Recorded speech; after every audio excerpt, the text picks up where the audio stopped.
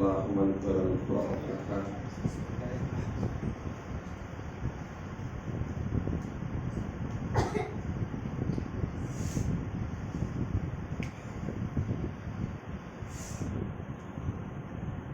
لا حول ولا قوة إلا بالله العلي العظيم. أعوذ بالله من الشيطان اللعين الرجيم. بسم الله الرحمن الرحيم. الحمد لله الذي هدانا لهذا وما كنا لنهتدي لولا أن هدانا الله. لقد جاءت رسول ربنا حق بالحق. بسم الله الرحمن الرحيم. الصلاة والسلام على أشرف الأنبياء والمرسلين محبوب الرب المشرقين ورب المغربين مولانا ومولى الثقلين جد الحسن والحسين بالقاسم مصطفى محمد.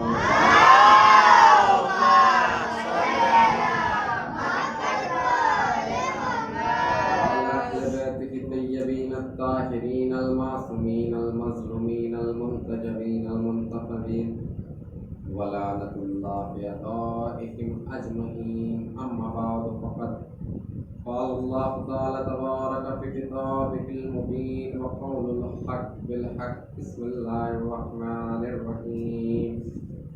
إني جاعل في الأرض خليفة. درود پر محمد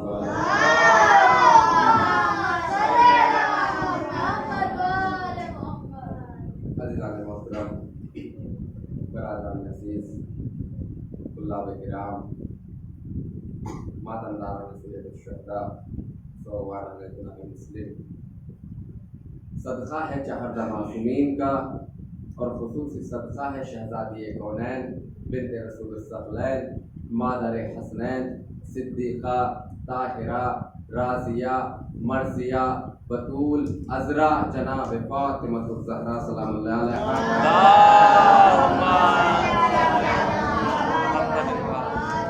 کہ جس نے مجھے شرف بخشا کہ میں ان کے لال کی مجلس برپا کروں. عزیزان محترم، ذکر حسین ذکر اہل بیت ایک درس کا یعنی سیکھنے اور سکھانے کی جگہ. تو عزیزان محترم، درسگاہ کا کمال یہ ہوتا ہے کہ جہاں سے کچھ سیکھا جائے. درسگاہ کا کمال یہ ہوتا ہے بھائی، درسگاہ میں جانا کمال نہیں ہوتا بلکہ درسگاہ سے کچھ حاصل یعنی علم حاصل کر کر آنا کمال ہوتا ہے. وہی کمال اس فرش عزا کا ہے کہ فرش عزا پر خالی آنا کمال نہیں ہوتا بلکہ یہاں سے کچھ لے کر جانا کمال ہوتا ہے. درود پڑھے پر محمد وآل محمد. عزیزان محترم، برادران عزیز، کہ جس آیت کو پڑھنے کا مجھے شرف ملا ہے اس آیت میں پروردگار ارشاد فرما رہا ہے کہ انی جاعل فی الارض خلیفہ، میں روح زمین پر میں زمین میں خلیفہ بنانے والا ہوں. یہ کون ارشاد فرما رہا ہے؟ یہ وہ مالک کائنات ارشاد فرما رہا ہے کہ جس نے ہمیں رحمت للعالمین جیسا رہنما عطا کیا، جس نے حضرت آدم کو تسبیح نبوت کا پہلا دانہ قرار دیا، جس نے مولا کائنات کو عصمت امامت کا پہلا دانہ قرار دیا، وہ پروردگار ارشاد فرما رہا ہے. کیا ارشاد فرما رہا ہے؟ کہ انی جاعل فی الارض خلیفہ، میں روح زمین میں زمین میں خلیفہ بنانے والا ہوں. کون پروردگار؟ وہ پروردگار کہ جس نے یہ زمین کا فرش بچھایا، وہ پروردگار جس نے آسمان کا شامیانہ ٹانگا، وہ پروردگار نے اس کائنات کو ستاروں سے سجایا، جس نے پہاڑ بنائے، جس نے درخت بنائے، جس نے سمندر بنائے، جس نے ڈالیوں میں لچک دی، جس نے چڑیوں میں چہک دی، وہ پروردگار ارشاد فرما رہا ہے کہ انی جاعل فی الارض خلیفہ، میں زمین میں ایک خلیفہ پیدا کرنے والا ہوں، ایک خلیفہ بنانے والا ہوں، ایک خلیفہ خلق کرنے والا ہوں. تو عزیزان محترم، میں نے بہت سی تاریخ و تفصیل کی کتابیں پڑھی، بہت سی تاریخوں کی کتاب پڑھی، بہت سی حدیثیں پڑھی. مجھے ان تاریخوں میں، ان حدیثوں میں، ان تفصیلات میں مجھے یہ تو ملا کہ شیطان نے سجدہ کرنے سے انکار کر دیا، لیکن یہ کسی کتاب میں نہیں ملا کہ شیطان نے پروردگار سے کہا ہو کہ پروردگار خلافت میرا حق ہے، خلیفہ مجھے ہونا چاہیے۔ بھائی یہ نہیں کہا کہ پروردگار مجھے خلیفہ بناتا، یہ آدم کو خلیفہ کیوں بنایا؟ یہ تو مٹی سے بنا ہے، میں اس سے افضل ہوں، یہ مٹی سے تو نے اس کو بنایا ہے اور میں آگ سے بنا ہوں، میں اس سے افضل ہوں۔ تو عزیزان محترم، یہ کسی کتاب میں، کسی تفصیل میں، کسی حدیث میں نہیں ملا کہ شیطان نے یہ دعویٰ کیا ہو کہ خلافت میرا حق تھا، نہ تو تب کہا اور نہ بعد میں خلافت کے چکر میں پڑا کہ خلیفہ مجھے ہونا چاہیے۔ جناب آدم کو بہکا کر جنت سے تو نکلوا دیا۔ تو عزیزان محترم، اس بات پہ بھی لوگوں میں گفتگو ہوئی کہ جناب آدم کو جنت سے نکال دیا، بھائی وہ جنت کے لیے بنے ہی کب تھے جو ان کو جنت سے نکال دیا گیا؟ قرآن میں، قرآن مجید میں پروردگار خود ارشاد فرما رہا ہے انی جاعل فی الارض خلیفہ، ارض خلیفہ، زمین میں خلیفہ بنانے والا ہوں۔ بھائی اگر اللہ پروردگار جنت کے لیے بناتا یا آسمان کے لیے بناتا تو جنت کا تذکرہ کرتا، فی الجنت خلیفہ، میں جنت میں خلیفہ بنانے والا ہوں، آسمان کا خلیفہ بنانے والا ہوں۔ تو پروردگار نے تو خود زمین کا اعلان کیا کہ میں روح زمین میں زمین میں خلیفہ بنانے والا ہوں۔ تو عزیزان محترم، پروردگار نے جناب آدم کو خلق کیا اور جناب آدم کو زمین کی طرف بھیجا، زمین کی طرف بھیجا، اور کیسے ماحول میں بھیجا، کیسی حالت میں بھیجا کہ اس ماحول میں بھیجا کہ جہاں پر آدم جانے کے بعد علم و کمال حاصل نہ کر سکے، اس زمین پہ بھیجا، اس جگہ پر بھیجا کہ نہ جہاں کوئی بشر تھا نہ بشریت تھی، نہ بشر تھا نہ بشریت تھی، نہ انسان تھا نہ کوئی انسانیت تھی، نہ کوئی باپ تھا نہ کوئی ماں تھی، نہ کوئی بتانے والا تھا نہ کوئی سکھانے والا تھا، نہ کوئی مدرسہ تھا نہ کوئی مدرس تھا، نہ کوئی معلم تھا، نہ کوئی علم دینے والا تھا۔ تو عزیزان محترم، پروردگار نے جناب آدم کو اس جگہ بھیجا جہاں پر جانے کے بعد آدم کوئی کمال نہ حاصل کر سکے، جہاں جانے کے بعد آدم کسی سے علم نہ سیکھ سکے۔ بھائی کیوں نہ سیکھ سکے؟ کیونکہ اللہ نے علم دے کر بھیجا۔ کیوں؟ اللہ نے علم دے کر بھیجا۔ بھائی قدرت کا کمال یہ ہوا کرتا ہے، پروردگار کا کمال یہ ہوا کرتا ہے کہ جب پروردگار کسی کو اپنا خلیفہ بنا کر بھیجتا ہے تو بڑا باکمال بنا کر بھیجتا ہے، علم سے نواز کر بھیجتا ہے، اور ایسے ماحول میں بھیجتا ہے جہاں کوئی بتانے والا نہ ہو، جہاں کوئی سکھانے والا نہ ہو، بس جہاں پر جانے کے بعد درود پڑھے پر محمد وآل محمد۔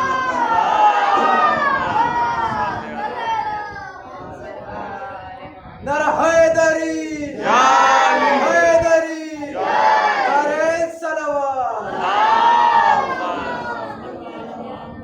تو عزیزان محترم، قدرت کا کمال یہ ہوتا ہے کہ پروردگار جب کسی کو اپنا خلیفہ، اپنا جانشین، اپنا ولی، اپنا وصی، اپنا خلیفہ منتخب کرتا ہے، نبی بناتا ہے، رسول بناتا ہے، تو اسے باکمال باحیثیت بھیجتا ہے، علم سے نواز کر بھیجتا ہے، علم دے کر بھیجتا ہے، تاکہ دنیا والے یہ جان لے کہ یہ جو آنے والا ہے، جو خلیفہ آیا ہے، اس کے بعد جو کچھ ہے، جتنا علم ہے وہ وہاں کا دیا ہے، یہاں کا دیا کچھ نہیں ہے۔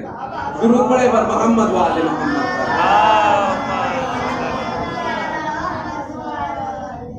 عزیزان محترم، خدا کا نظام کیا ہے، قدرت کا نظام کیا ہے کہ اللہ اپنے خلیفہ کو، اپنے ولی کو باکمال بنا کر بھیجتا ہے۔ تو اللہ نے اس دور خلیفت کا، خلافت کا پہلا خلیفہ بھیجا، تو باکمال بنا کر بھیجا، باحیثیت بنا کر بھیجا، اور ایسے ماحول میں بھیجا کہ جہاں کوئی سکھانے والا نہ تھا، کوئی بتانے والا نہ تھا۔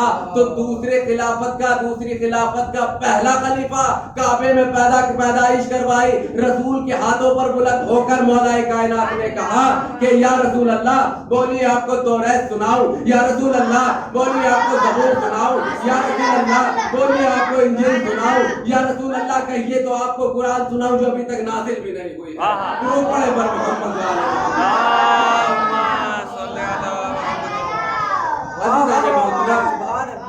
اس دور خلافت کا پہلا آیا تھا باکمال ہو کر آیا، اس دور خلافت کا پہلا آیا وہ بھی باحیثیت باکمال ہو کر آیا۔ تو عزیزان محترم، اب مولا کائنات نے توریت سنائی تو موسیٰ سے بہتر، زبور سنائی تو داؤد سے بہتر، انجیل سنائی تو عیسیٰ سے بہتر، اور قرآن سنائی جس طریقے سے رسول گفتگو کرتے تھے، وہ قرآن جو ابھی تک نازل بھی نہیں ہوا تھا۔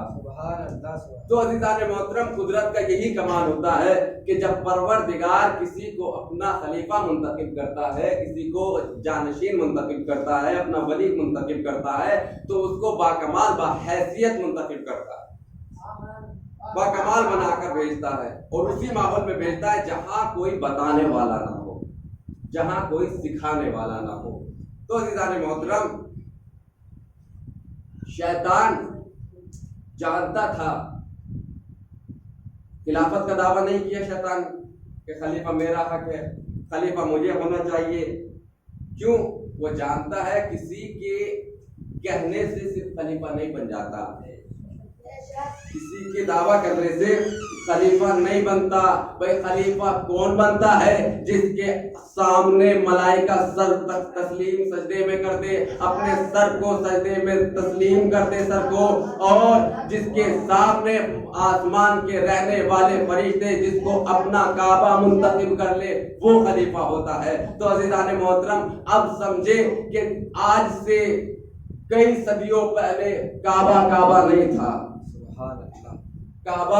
کعبہ نہیں تھا، قدرت نے تو بنوایا ہی کعبہ تھا، لیکن کچھ جاہل بدوؤں نے اس کعبے کو بت خانہ بنا دیا تھا، بت بنا دیا تھا، بتوں کا گھر بنا دیا تھا۔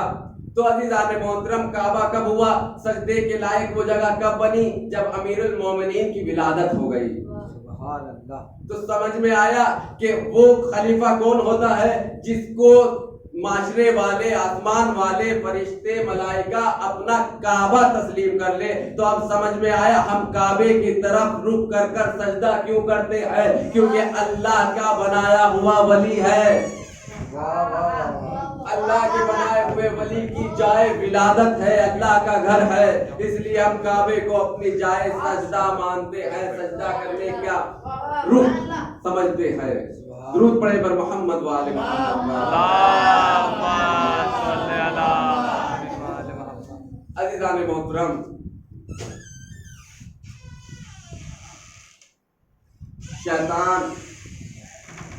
شیطان ہونے کے باوجود جانتا تھا کہ خلیفہ صرف کسی کے دعویٰ کرنے سے خلافت نہیں ملتی، لیکن آج رسول کے بعد ہر گلی میں، ہر موڑ پر، ہر چوراہے میں خلیفہ نظر آنے لگے۔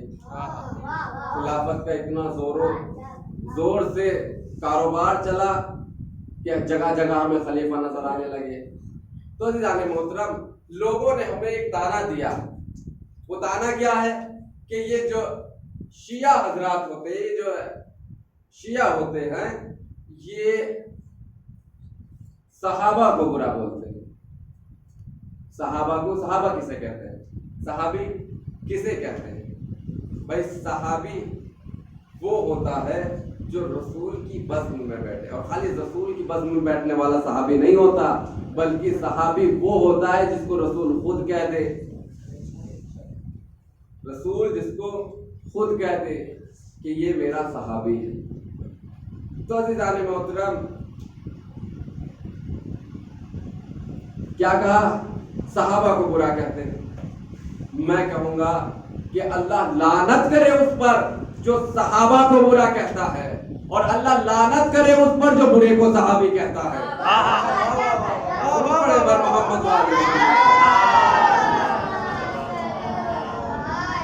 عزیزان محترم، رسول کی بڑی مشہور اور معروف حدیث ہے کہ جس میں رسول نے ارشاد فرمایا، حسین منی وانا من الحسین، حسین مجھ سے ہے اور میں حسین سے ہوں۔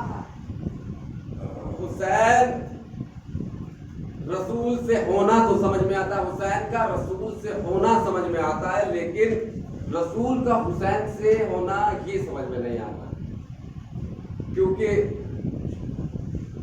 کائنات کا، دنیا کا، معاشرے کا رواج کیا ہوتا ہے کہ ہر چھوٹا اپنے بڑے سے ہوا کرتا ہے، पोता दादा से हुआ करता है, नवासा नाना से हुआ करता है, बेटा बाप से हुआ करता है, भतीजा चचा से होता है, भांजा मामू से होता है। यानी क्या निजाम है कायनात का, हर छोटा अपने बड़े से हुआ करता है।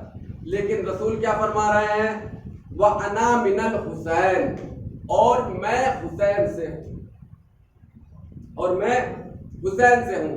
यानी एक बुजुर्ग हस्ती यानी कि एक नाना अपने नवासे से होने का दावा कर रहा। निजाम कायनात क्या है कि छोटा बड़े से है, लेकिन रसूल क्या कह रहे हैं, मैं अपने नवासे से हूँ। ये मतलब समझ में नहीं। एक मिसाल से वाज़ेह कर दूं, एक दरख्त है, फलदार दरख्त है। उस दरख्त पर मिसाल के तौर पर किसी आम का दरख्त है, उस पर आम लगे हुए हैं। अब उस पर जो आम लगे हुए हैं, ये बताइए वो आम दरख्त से है या दरख्त आम से है? तो ज्यादातर जवाब रहेगा कि आम जो है वो दरख्त से है, आम जो दरख्त से है।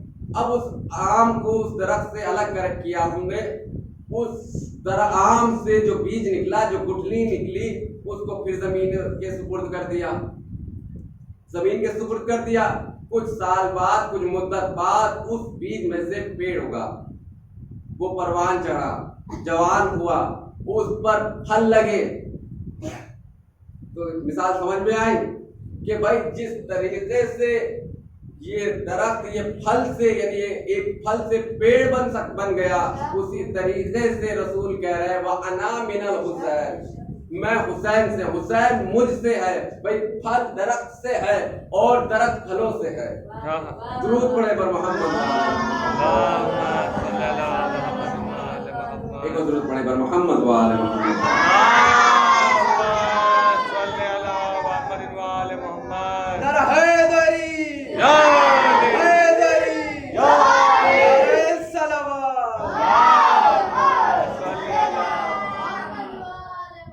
मोहतरम, ये बात वाज़ेह हो गई।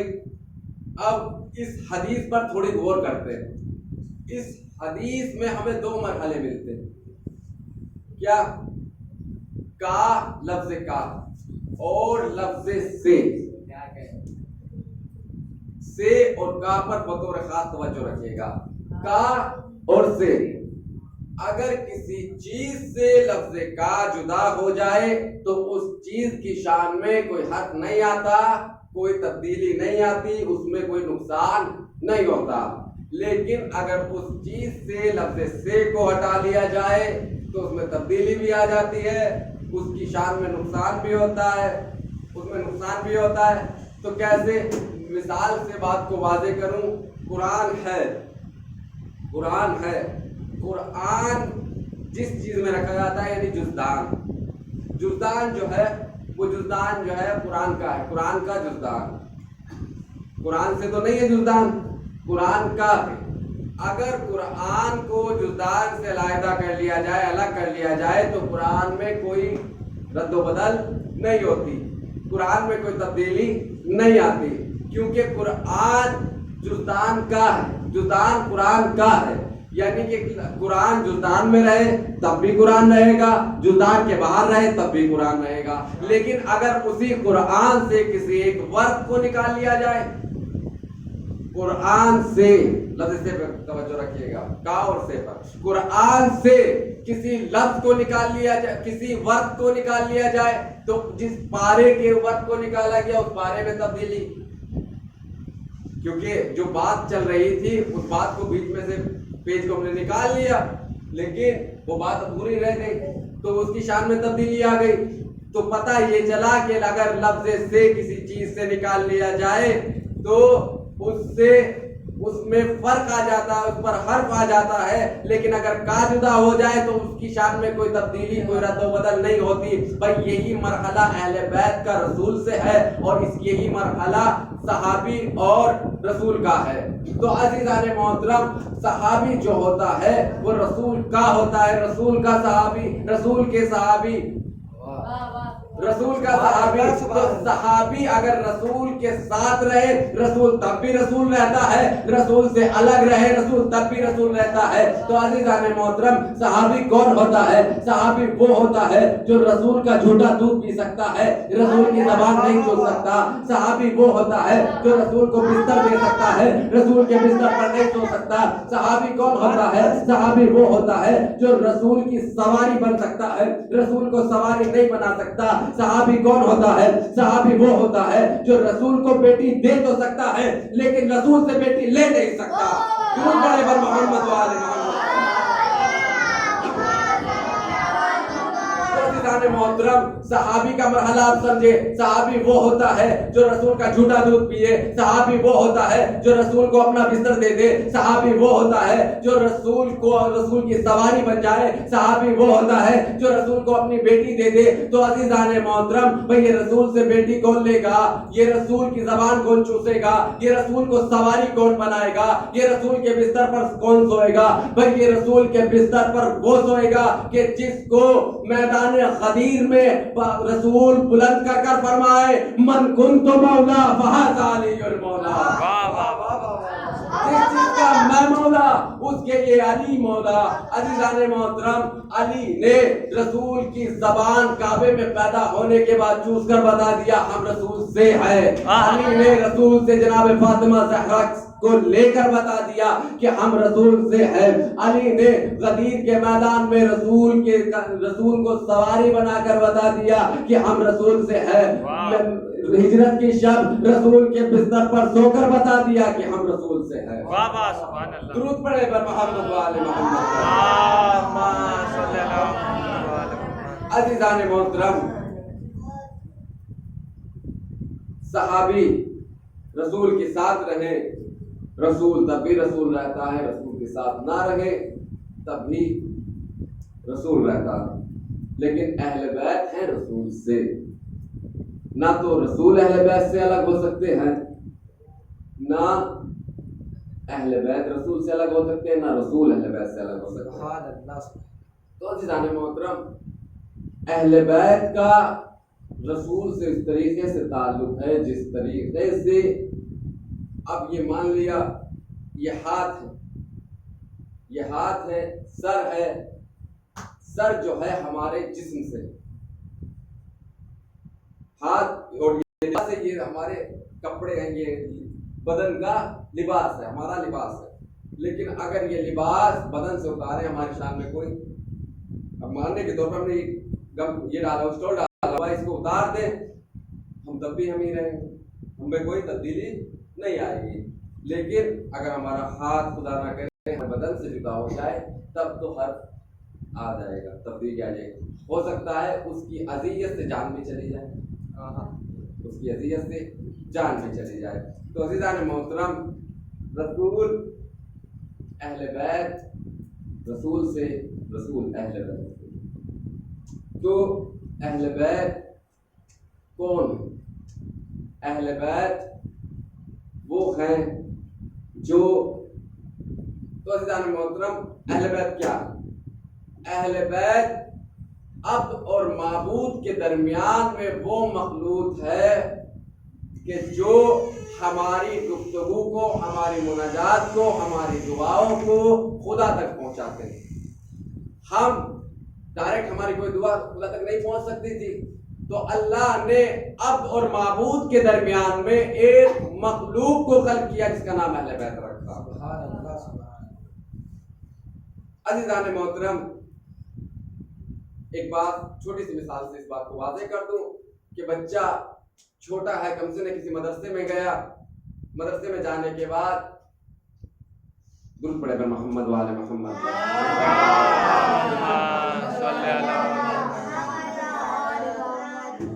کسی مدرسے میں گیا تو وہاں مولانا نے، استاد نے سب سے پہلا لفظ کیا سکھایا؟ الف سکھایا، لفظ الف۔ کتاب میں کیا سکھایا؟ الف، الف سے انار۔ کیا پڑھایا؟ الف سے انار۔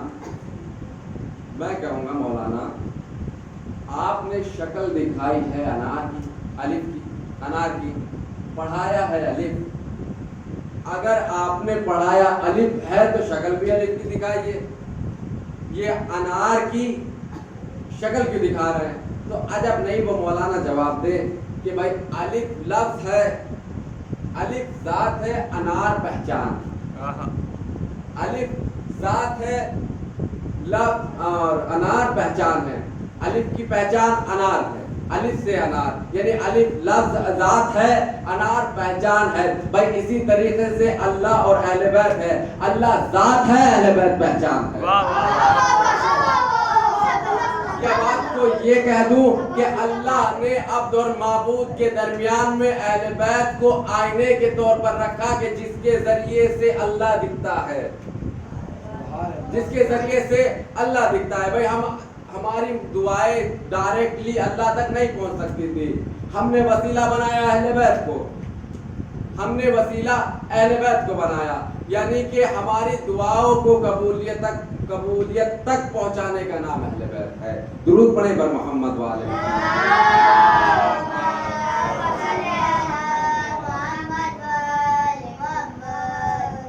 عزیزان محترم، برادران عزیز،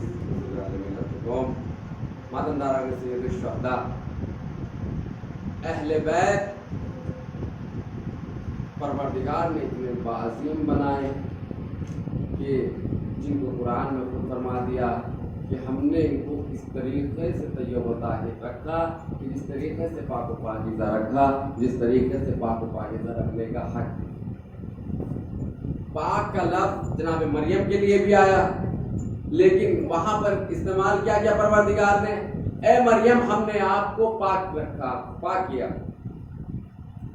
لیکن اہل بیت کی شان میں کیا کہہ رہا پروردگار؟ ہم نے آپ کو پاک رکھا، لیکن اس طریقے سے پاک رکھا جس طریقے سے پاک و پاکیزہ رکھنے کا حق ہے۔ جس اہل بیت کے قصیدے قرآن پڑھ رہا ہو، جس اہل بیت کی تعریف خود خدا کر رہا ہو، اس اہل بیت پر بعد رسول کیا کیا مصیبتیں ہوئی۔ احباب ایسا آج یہ تاریخ شب شہادت جناب مسلم میں، اور یہ جو دن گزرا ہے یہ وہ دن ہے کہ جس دن میں نبی کے نواسے نے مکہ چھوڑا۔ ہر باب اعضا امام مظلوم نے کس حالت میں کعبے کو چھوڑا؟ اس حالت میں کعبے کو چھوڑا کہ جب دنیا بھر سے حاجی حج کے لیے کعبے میں آ رہے تھے، دنیا بھر کے مسلمان کعبے میں آ رہے تھے، اس مقام پر نبی کے نواسا کعبے کو چھوڑ رہا اور یہ کہہ کر چھوڑ رہا ہے کہ پروردگارا گواہ رہنا، میں تیرے گھر کو اس مقام پر چھوڑ رہا ہوں، اس منزل پر چھوڑ رہا ہوں جب دنیا بھر کے مسلمان تیرے گھر آ رہے ہیں۔ ارباب اعضا، امام کے قاتل مکے تک پہنچ گئے، احرام باندھے ہوئے ہیں، آستینوں میں خنجر چھپائے ہوئے ہیں، لیکن امام حسین نے کعبے کو کیوں چھوڑا؟ کیا امام کو اپنی جان کا خوف تھا؟ کیا جب امام مدینے سے چلے تھے، امام کو نہیں معلوم تھا کہ میں کربلا میں جہاں جا رہا ہوں وہاں پر قتل برحق موت آنی ہے، موت ہے اس راہ میں، جس راہ پر میں نکلا ہوں اس راہ پر موت ہے، لیکن کعبہ چھوڑ رہے ہیں، قاتل ہے وہاں پر، اس لیے کعبہ چھوڑ رہے ہیں۔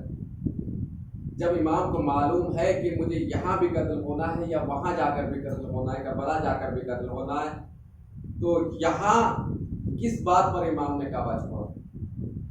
قاتلوں کے خوف سے امام نے کعبہ نہیں چھوڑا، بلکہ امام نے اس لیے کعبہ چھوڑا کہ کل کوئی مورخ یہ لکھنے پر مجبور نہ ہو، یہ نہ لکھ دے کہ امام نے کعبے میں خون ریزی ہوئی، مسلمانوں نے مسلمانوں کو قتل کیا۔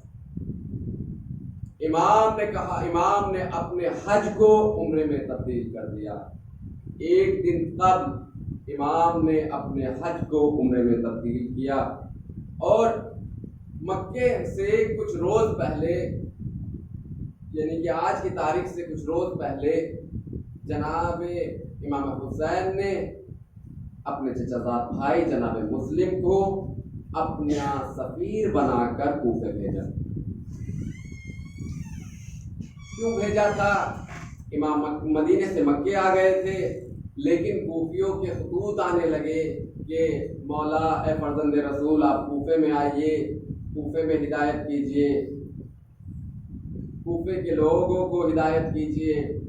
تو عزیزان محترم جب خط پہ خط آنے لگے، آخر میں جناب مسلم کو امام حسین نے بھیجا کہ جاؤ بھائی مسلم، تم کوفے چلے جاؤ اور وہاں کے حالات سے مجھے آگاہ کرو، اور وہاں جانے کے بعد جیسا ماحول ہو اس ماحول کو نظر میں رکھتے ہوئے مجھے خط لکھے، میں کوفے آ جاؤں گا۔ ارباب عزا جناب مسلم سفیر امام حسین بن کر کوفے پہنچے۔ ادھر آج کی تاریخ میں امام حسین نے کعبے کو الوداع کہا اور کربلا کی طرف سفر کو جاری کر دیا۔ ادھر جناب مسلم کوفے پہنچے، کئی ہزار کوفیوں نے جناب مسلم کا بڑا اچھا استقبال کیا، کئی ہزار کوفیوں نے جناب مسلم کے ہاتھ پر بیعت کی۔ اس کے بعد دن رفتہ رفتہ گزرتے چلے گئے، یہاں تک کہ آج کی جو شب ہے یہ شب آ گئی۔ ابن زیاد کوفے میں پہنچا، پہنچنے کے بعد کوفے کے ماحول کو دیکھا کہ کوفے کے لوگ مسلم کی جانب ہو چکے ہیں، مسلم کے ہاتھ پر بیعت کر چکے ہیں۔ تو عزیزان محترم ابن زیاد نے کوفے کی عورتوں کو بلایا، کہا پہلے لالچ دیا، لالچ سے بات نہیں آئی کہ ہم اپنے شوہروں کو کیسے سمجھائیں، وہ مسلم کے ہاتھ پر بیعت کر چکے۔ کہا کہ اگر تم اپنے شوہروں کو نہیں سمجھاؤ گے، مسلم کی جانب سے نہیں روکو گے، تو تم بیوہ ہو جاؤ گی اور تمہارے بچے یتیم ہو جائیں گے۔ اب یہ ڈرایا دھمکایا، اور اس کے بعد جناب مسلم یعنی کہ یہ شب آ گئی، نماز مغرب قریب آ گیا۔ مغرب میں جب امام جناب مسلم نے نیت کی تو کئی ہزار کوفیوں نے جناب مسلم کے ساتھ نماز مغرب کی نیت کی۔ دھیرے دھیرے وقت گزرتا رہا، امام جناب مسلم نے نماز مغرب کو تمام کیا، اور جیسے ہی سلام کو پھیرا پیچھے مڑ کر کیا دیکھا کہ جناب مسلم یکو تنہا ہے۔ جن ہزاروں کوفیوں نے جناب مسلم کے پیچھے نیت کی تھی ان میں سے کوئی بھی نہیں رہا، کوئی بھی نہیں اس مقام پہ رہا، سب امام مسلم کو چھوڑ کر چلے گئے، امام مسلم کو دغا دے کر چلے گئے۔ اب جناب مسلم ہیں کوفے کی ویران گلیاں ہیں۔ ارباب عزا جناب مسلم مسجد سے باہر آئے، باہر آنے کے بعد کوفے کی گلیوں میں لاچارگی کا عالم ہے، جناب مسلم ہے، تنہائی کا عالم ہے، کوفے کی گلیوں میں ٹہل رہے ہیں۔ ایک مرتبہ جناب مسلم ایک دروازے پر جا کر بیٹھے، اس دروازے سے خاتون باہر آئی، باہر آنے کے بعد کہتی ہے بھائی تو کون ہے؟ جناب مسلم نے کہا مجھے پیاس لگی ہے، مجھے کوزہ پانی کا دے دو۔ جناب مسلم کو پانی دیا، سیراب کیا، اس کے بعد دروازے کو بند کر لیا۔ تھوڑی دیر گزری تھی، پھر دروازے کو کھولا، کیا دیکھا کہ وہ شخص جناب مسلم اس دروازے پہ پھر سے بیٹھے ہوئے ہیں۔ ایک مرتبہ جس معظمہ کا وہ گھر تھا تاریخ میں ملا، اس کا نام توآ تھا۔ اس توآ نے کہا کہ بھائی کیا تمہیں اپنے گھر کیوں نہیں چلے جاتے؟ کیا تمہیں کوفے کے حالات سے واقف نہیں ہو؟ ایک مرتبہ جناب مسلم نے کہا اے معظمہ، اے بزرگوار، ارے وہ کس گھر میں جائے جس کا کوئی گھر نہ ہو؟ ارے مسلم کوفے میں یکو تنہا ہے، کوفے میں لاچار ہے، مسلم کا کوئی گھر نہیں ہے، مسلم کوفے میں آوارہ وطن ہے۔ ہار باب عزا ایک مرتبہ جناب مسلم سے توآ نے پوچھا کہ بھائی تمہارا نام کیا ہے؟ ایک مرتبہ جناب مسلم نے کہا میں مسلم ابن عقیل ہوں۔ ایک مرتبہ مسلم کا نام آنا تھا، جناب مسلم کو گھر کے اندر لے گئی، کھانا کھلایا۔ ایک مرتبہ جناب مسلم نے پوری رات عبادت میں گزاری۔ آدھی رات گزری تھی کہ اس तोवा का बेटा जो इब्न ज़ियाद के लश्कर का सिपाही था वो आया, उसने देखा कि मुस्लिम मेरे घर में। जाने के बाद इब्न ज़ियाद से शिकायत कर दी। इब्न ज़ियाद ने लश्कर को तोवा के घर पर चढ़ाई के लिए भेजा। इधर जनाब मुस्लिम इबादत में अपनी रात गुजार रहे थे। उधर जैसे ही जनाब मुस्लिम ने घोड़ों की टापों की आवाज, इंसानों की यानी सिपाहियों के कदमों की आवाजों को सुना, फौरन अपनी तलवार को संभाला, अपनी ज़िरा को पहना और घर से बाहर निकलने लगे। एक मर्तबा तोवा कहती है, ऐ मेरे आकाज़ादे, ऐ मेरे आका, आप बाहर ना जाइएगा, बाहर जान का खतरा है, बाहर सिपाही है। एक मर्तबा जनाब मुस्लिम कहते हैं, मेरी खैरत बर्दाश्त नहीं करती कि मैं अगर बाहर नहीं जाऊंगा तो ये फौज तुम्हारे घर में आ जाएगी। मेरी खैरत बर्दाश्त नहीं करती कि किसी औरत के घर, किसी मस्तूर के घर पर के फौज आ जाए। मैं कहूँगा जनाब मुस्लिम, आपकी खैरत को सलाम। अरे आप किसी गैर के घर पर, आप किसी चाहने वाली औरत के घर पर फौज बर्दाश्त नहीं कर सकते, लेकिन जरा करबला में आकर देखिए, कल यही कूफा होगा, यही गलियां होंगी। आपकी आताज़ादिये, आपकी माँ बहने, आपकी फुफिये सर नंगे, हाथ पसे गर्दन बंधे होंगे, इन्हीं गलियों में टहलाई जा रही होंगी और बागियों के नारे बुलंद हो रहे होंगे। रोज़ादारों, एक मर्तबा जनाब मुस्लिम घर से बाहर निकले। घर से बाहर निकलना था कि जनाब मुस्लिम ने हमला किया। फौजों पे फौजें आने लगी। बार बार सिपाही जनाब इब्न ज़ियाद के यहाँ पर खत को भेजते रहे कि और फौज को भेजिए, और फौज को भेजिए, हम मुस्लिम पर काबू नहीं कर पाते। एक मर्तबा जब फौज पे फौज आने लगी, इब्न ज़ियाद ने झल्ला कर कहा कि क्या मुस्लिम एक मुस्लिम को पकड़ने के लिए इतनी फौज। एक मर्तबा किसी सिपाही ने कहा कि इब्न ज़ियाद, तुझे नहीं मालूम ये हाशमी जवान है, ये हाशमी शेर है। लो अज़ादारों, एक मर्तबा जनाब मुस्लिम हमला करते हुए जा रहे हैं। कोई अज़ादारों सिपाहियों ने देखा कि ये हाशमी जवान है, ये हाशमी शेर है, ये अली का भतीजा है, इस पर ऐसे काबू नहीं पाया जा सकता, लिहाजा इसे धोखे से कत्ल किया जाए। जालिमों ने गड्ढा खोदा, गड्ढे को ढांपा, जनाब मुस्लिम की तरफ हमला करते हुए बढ़े। जनाब मुस्लिम ने हमला किया, पीछे हटते रहे।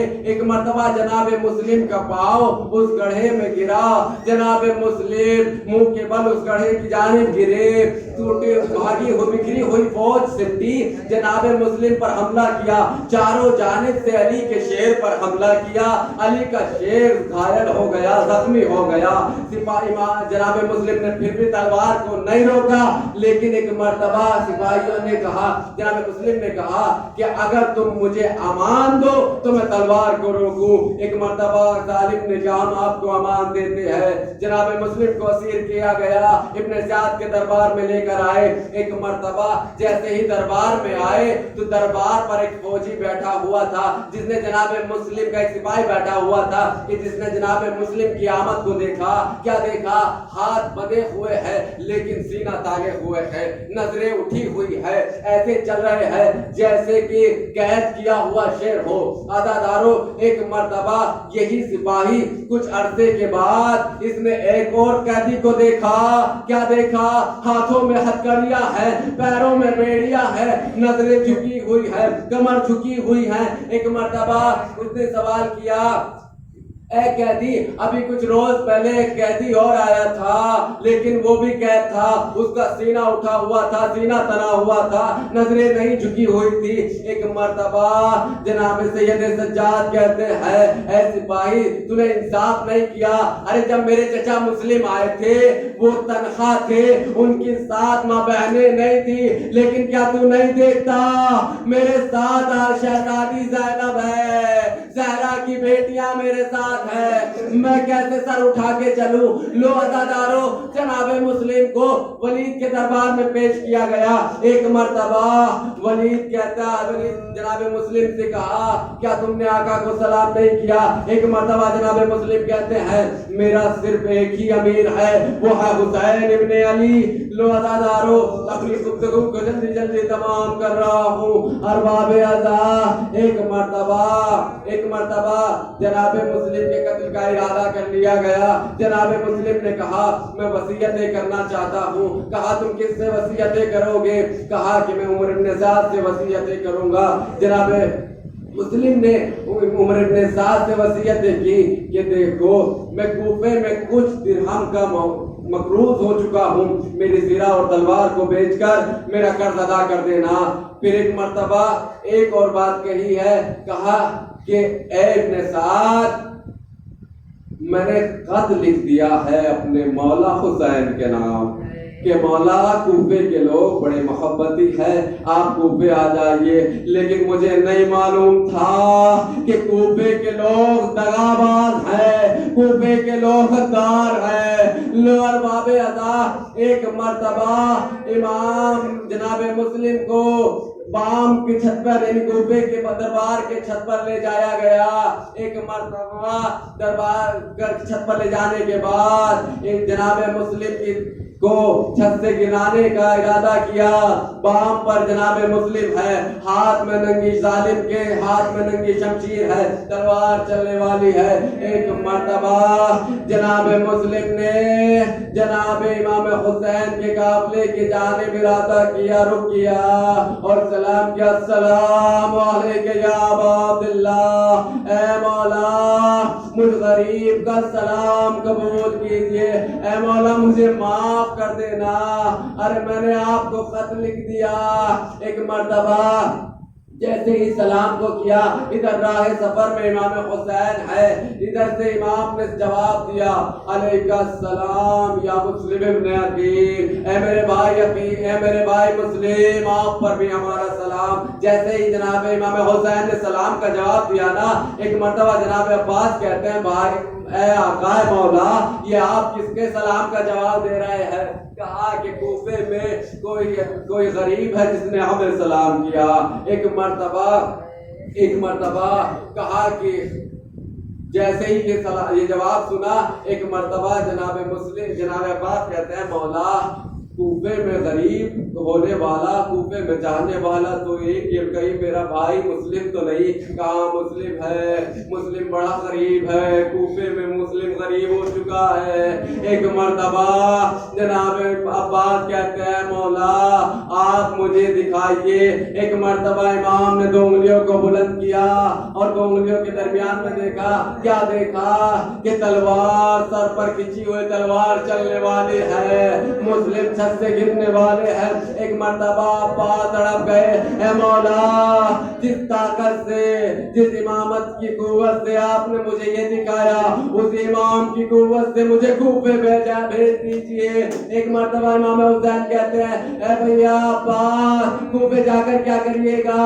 کہا کہ میں مسلم کو گرنے سے بچا لوں گا. اے مولا کوفے میں مسلم یہ کو تنہا ہے, غریب کے لاشے کو کون دفنائے گا, غریب کے لاشے کو کون اٹھائے گا. ایک مرتبہ امام نے کہا پاس اب ذرا بام کے نیچے دیکھو تو کیا دیکھا, ایک کالے برقعے والی ہے جو اپنے دامن کو پھیلائے ہوئے کہہ رہی ہے آجا مسلم, آجا میرے بیٹے کے سفیر, میری آغوش میں آجا, میں تجھے تیرے سر کو اپنی آغوش میں لے لوں گی. لو عزادارو جناب مسلم کے سر پر تلوار لگی, جناب مسلم کا جنازہ, جناب مسلم کا لاشا محل کی چھت سے گرایا گیا. عزادارو ادھر امام مظلوم نے کہا اے بھیا پاس, اے بہن زینب ذرا رقیہ کو بلا دو. جناب رقیہ کے سر پر ہاتھ, شفقت کا ہاتھ پہرا, نئی بالیاں پہنائی. میں کہوں گا مولا آپ ہاتھ تو پہن رہے ہیں, آپ بالیاں تو پہنا رہے ہیں, لیکن اتنا دھیان رہے سکینہ نہ دیکھے, اور बाब अदा इधर जनाब मुस्लिम की बेटी